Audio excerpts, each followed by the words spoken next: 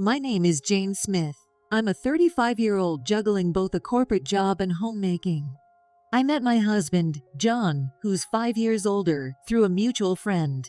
We dated for several years and got married. We have an 8-year-old son, Michael, making us a family of 3. John works at a branch of a well-known large company. His dream is to work at the headquarters someday. He's ambitious, dedicated, and serious about his job.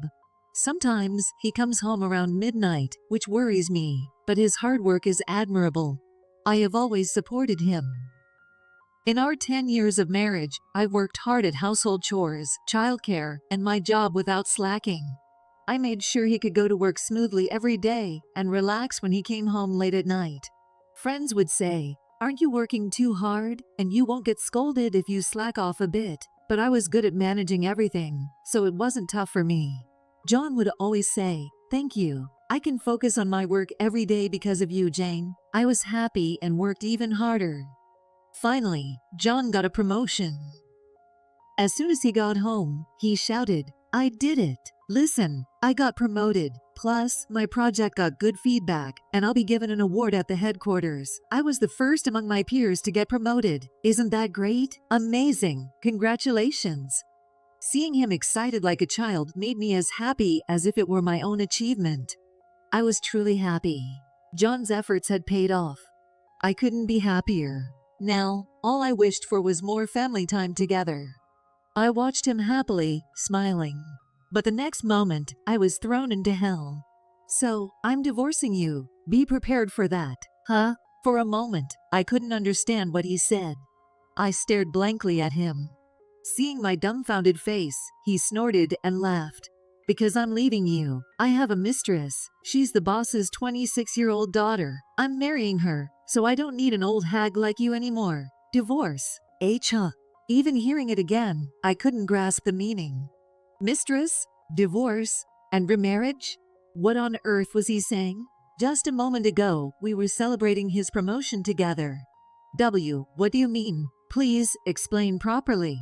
Huh? You're really a hopeless wife. Well, no wonder a part-timer like you can't take it in all at once, lol. John misunderstood. I am not a part-timer, I'm a full-time employee. How could he misunderstand this about his own wife? And hopeless wife? I had never been called that before. My head was spinning. Is this my husband's true nature? Confused, but after some thought, I eventually agreed to the divorce. And my husband would learn the truth at his award ceremony. The truth about the woman he always looked down upon. "John, congratulations on your award. By the way, how is married life with my granddaughter?" What? To explain the shock my husband experienced, I need to go back to the day he asked for a divorce. When he suddenly declared having a mistress and wanting a divorce. I was utterly bewildered. John started talking, ignoring my confusion. But his long speech was filled with insults directed at me, making it hard to listen.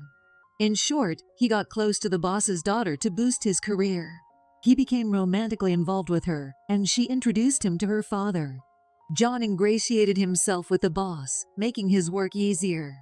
The recognition for his project and the subsequent award were thanks to the boss's influence. With the boss's encouragement, he decided to divorce me and marry the daughter. In a nutshell, that's what it boils down to. I felt dizzy. The boss knew John was married and still encouraged him to marry his daughter. He was essentially promoting an affair. How could a father allow his daughter to be a married man's mistress? If this came to light, the boss would surely face consequences. John, feeling indebted, would undoubtedly become the boss's puppet. Did the boss see John as a convenient pawn? John thought he was using the boss, but was he the one being used? No matter how much I thought, I couldn't understand. Nor did I want to. Seeing me fall silent, John sighed. "Hey, how long are you going to stay quiet? All I want to hear is a yes to the divorce. Here's the divorce papers. Sign them now." John pulled out a folded divorce paper from his pocket and slammed it on the table. "I'm fed up with you. Always taking care of me without being asked, flaunting your hard work, and never making me feel at home. Just being in the same space as you suffocates me. Since having Michael, you've aged rapidly, stopped taking care of yourself, and I don't see you as a woman anymore. This is a scam. Get out of my life, you old hag, and don't forget to take Michael with you." Such cruel words. I never imagined John thought this way. This must be his true feelings. So, what are my true feelings? I asked myself. I thought I had been supporting John all this time. Believed we were a team. But in the end, it was just my delusion. John always found my caring for him annoying. He wants to abandon me and Michael and marry his mistress. Do I still want to stay with him after all these insults? No, I don't. No way. I had already reached a conclusion. I don't want to stay with this man for another second. Divorce. That's the only option. Fortunately, I am independent. John mistakenly thought I'm a part-timer, but I have a stable income. Besides, he is at fault. I could also claim alimony and child support. Depending on how I present it, I believed he wouldn't refuse to pay. Yes, that's right. Even if I divorce him, I'll be fine. All right, I agreed to the divorce. I took the divorce papers and quickly signed my name. He looked on with satisfaction. Can I also claim alimony and child support? Michael and I will need it to live. Let's cut ties completely. I said this pitifully, and he smirked with superiority. Yeah, sure. It'd be a hassle if you kept begging for money, so I'll pay it all at once, lol. Unlike you, the part-timer, I'm an elite who's just been promoted. Be grateful for my generosity. Thank you. I'll leave in a few days. It's surprising he hid his true nature for 10 years. Or maybe I was just too dull to notice. In the end, we were both self-absorbed in our ways. We didn't see each other for what we truly were. I didn't care anymore about a husband who didn't even think about his own son. I started preparing to leave. Michael, your dad and I are getting a divorce. I explained the situation to my son. I told him about the divorce and that he would stay with me. He made a pained face. My heart sank. I wondered if he would cry, but he didn't. He started speaking quietly. Actually, Mom, I saw Dad walking with another woman a long time ago. What? 3 times, I think. It was always the same woman. I thought I should tell you, but I couldn't, and I've been holding it in. He looked down. Seeing this, my heart ached. I hadn't noticed how much he had been suffering. I was a fool. I hugged him tightly and stroked his head. I'm sorry for putting you through this. I'm sorry for being such a terrible mom. You're not terrible. Dad is the one who betrayed us. It's not your fault. Michael, I'm going with you, Mom. I don't care what Dad says. I choose you. I don't need Dad anymore. His words brought tears to my eyes. But there was no time for crying. We packed up our things together and cleaned the house. Within 3 days of submitting the divorce papers, we were ready to leave. When I told my parents about the situation, they said I could always come back. I'll stay with my parents for a while. I took some leave and left the house in my car while my husband was at work. I picked up my son from school and headed straight to my parents' home. Since submitting the divorce papers, I hadn't spoken a word to my husband. Well, my ex-husband now. Once I made up my mind, I felt no emotion towards him.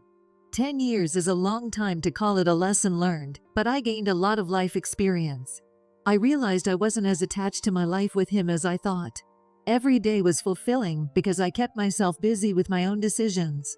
It didn't have to be my ex-husband. Everything made sense now. I decided to use my energy for myself and my son from now on. That's what I decided. My mother welcomed us warmly at home. Welcome. It must have been tough. Stay as long as you need. Thank you, Mom. I'll be relying on you for a bit. Welcome, Michael. I've prepared a room for you. I hope you like it. Oh, thank you. My son stepped into the house, slightly nervous. But he soon warmed up to my mom, calling her Grandma brightly, and she beamed with joy. That evening, my father, who was still working, came home and exploded in anger at my ex-husband. What's John thinking? How could he do this to his family, to Jane and Michael? As he took off his suit, he was angrier at my ex-husband than I was. Calming him down, I thought about what to do next. The following week, as expected, my ex-husband called. Hey, what the hell is going on? Lower your voice, will you? I responded calmly to his yelling. Why are you suddenly calling? What's your business? We've cut all ties after you paid alimony and child support, right? I spoke flatly, and he replied in a confused voice. What? What's going on? I don't. What do you want? You're not making any sense. If there's nothing to say, I'm hanging up. Don't hang up, please. Suddenly, he started speaking formally. His change in attitude was almost amusing. Oh, so, yesterday was the award ceremony at the headquarters for the project. The chairman was there, and he congratulated me. He praised the project, then suddenly asked, "How's married life with my granddaughter?" So, what did you do? I thought he meant Lily, the boss's daughter. I didn't know she was his granddaughter, but I said, "We are doing great as newlyweds. It's all thanks to her." Then he said, "I thought you married my granddaughter 10 years ago, but it's good you're still like newlyweds. Keep up the good work." I didn't understand anything, so I asked my wife, and she said she's not the chairman's granddaughter. Well, Grandpa is quite the sly one. My ex-husband's voice started to tremble. Was he crying? Did he think he had the right to cry? So, what exactly are you trying to say? Teach that. So, you were the chairman's granddaughter? Is it true? Are you his granddaughter? If by the chairman you mean Liam, then yes, he's my grandfather. I heard my ex-husband gasp. He seemed utterly shocked. My grandfather is the founder. He is the current chairman of a famous large company. My father succeeded him and is now the company's president. Though retired from the front lines, my grandfather still holds significant influence and authority. I had explained to my grandfather the circumstances leading to my divorce. He listened to me intently. He comforted me gently. "All right, when I see him at the award ceremony, I'll have a little fun with him," he said with a smile. The fun he mentioned was the very words my ex-husband just stammered about. "How's married life with my granddaughter? I thought you married her 10 years ago. It's great to see you're still like newlyweds." To someone who didn't know, it would sound like a grandfather's loving concern for his grandchild. But to my ex-husband, who knew nothing, it must have been completely baffling. Who is my granddaughter? If it wasn't the boss's daughter, there was only one answer. I never mentioned it, thinking it wasn't necessary, but after 10 years of marriage, it's hard to believe he knew nothing. It showed just how little interest he had in me. When I revealed I was the chairman's granddaughter, my ex-husband fell silent, but then quickly regained his composure and started yelling again. "What the hell? You're the chairman's granddaughter. What kind of joke is this? You kept this from me. Were you deceiving me? If I had known you were the chairman's granddaughter, I would have." "What? You wouldn't have had an affair with the boss's daughter?" My retorts silenced him. I must have hit the mark. "You know the names of the president and chairman, right? Didn't you think it was odd they had the same names as my father and grandfather? You met them at our wedding, didn't you? Although you were always so busy, maybe you never saw them again." "Teach, that's true. They had the same names, but I thought it was a coincidence." "You said your dad and grandpa were ordinary employees. A CEO is still an employee. My father and grandfather always believed that. They use their titles when necessary, but usually say they're just employees. But, your family's home. It was just an ordinary apartment. I thought a founder's family would live somewhere better." "Oh, are you talking about the room you visited when you introduced yourself? That was my father's workroom." "What?" "As for our home, the main house was under renovation when you came to introduce yourself. You never attended family gatherings, claiming work during holidays. You never had a chance to see it. Now that I think about it, his excuses of work and business trips during gatherings were suspicious. He might have been meeting his mistress, pretending to work. If he found me annoying, he naturally avoided family gatherings. This can't be happening." I heard the sound of scratching. He might be scratching his head. Jane. "No, Ms. Smith. Let's talk face to face. We must have had many misunderstandings between us." "No, that's impossible. I'm on a business trip overseas." "What? Oh, overseas. Yes. I was at a cafeteria in a different country when I received his call. I was on a 2-week business trip, returning next week." My ex-husband couldn't grasp that I was overseas, repeatedly saying, What? You're on a business trip abroad? Why? You're a part-timer." "How can a part-timer go on a business trip abroad?" "You're mistaken. I'm not a part-timer. I work full-time at my father's company." "Why did you think I was a part-timer?" He seemed even more confused. He is repeating like a child. But. Then suddenly, he exclaimed, "Wait a minute. If you work full-time at your father's company, you're a headquarters employee. I work at a branch, but you Well, yes, but headquarters and branches have different roles. There's no hierarchy. Shut up, shut up. You were at headquarters. I've been working hard to get there, and you hid that from me. You looked down on me, didn't you? That's absurd and paranoid. You were the one looking down on me. I never thought less of you, and still don't. We're just unrelated strangers now, and I don't care. What? Don't care. Are we done? I have a meeting. You should be grateful I even listened to your complaints. Goodbye. Hey, wait. Before he could respond, I hung up. Honestly, I was disgusted. I had no feelings left for my ex-husband other than indifference or disgust, but it was clear he wouldn't back down quietly. I informed my parents, grandfather, and son, just in case. For the next few days, I focused on my work. After finishing my business trip, I returned home safely. My mother, who picked me up at the airport, had a serious look on her face. Your father said John came to the headquarters and barged into the president's office, demanding to talk. He was turned away but has been waiting outside the headquarters, causing trouble for your father. I was exasperated by her words. Even now, he was making things worse. And waiting outside all day. Did he abandon his job? Did he really want to get back with me that badly? What about the boss's daughter he supposedly married? It's way too haphazard. Such recklessness made me wonder if he had always worked like this. My feelings toward my ex-husband now included distrust. A few days after I returned from my trip, I finally encountered my ex-husband. Jane, finally, I found you. Please listen to me. Security. This man doesn't work here. He's an intruder. Seeing him run towards me, I immediately called for security. Guards quickly surrounded him. My ex-husband was pinned down by the security guards, groaning in pain. Ouch, hey, how could you do this to your ex-husband? You could at least hear me out. I have nothing to say to an intruder. I looked at him with disdain. But even if I refuse here, my ex-husband won't accept it. He'll keep coming back to the headquarters over and over again. That would be too much trouble. I sighed and contacted my father and grandfather. Okay, thanks. After hanging up, I addressed the guards. Escort him to conference room D on the 3rd floor. Hearing conference, my ex-husband's face lit up. But the upcoming discussion was not what he expected. I'll settle this once and for all here.